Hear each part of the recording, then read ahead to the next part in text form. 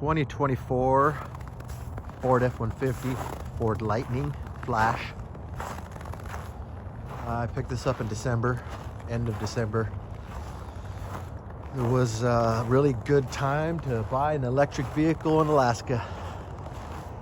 So that's exactly what I did. I caught onto some Reddit posts online and YouTube between the two. All the research said it was a good time to make a vehicle purchase. I've been thinking about it for a while.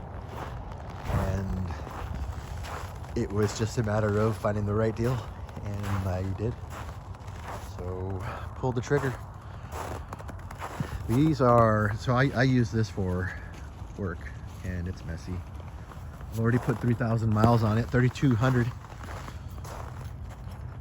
But that thing is cool. Fully electric. In the summertime, it's supposed to get around 300 something miles, 320 miles. In the winter, it doesn't, it probably gets half that, but it does what I need for it to do. I use it for around town, I use it for work.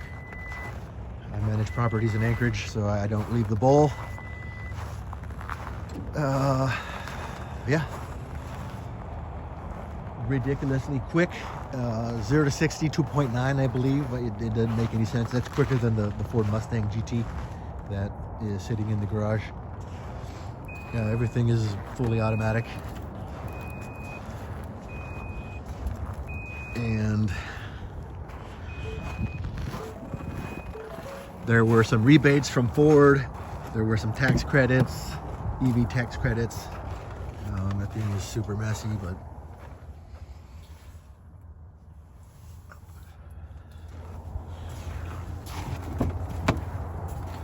been using it to do everything.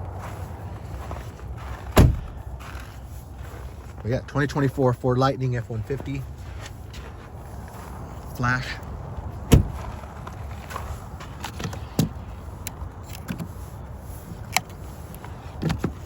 Battery powered.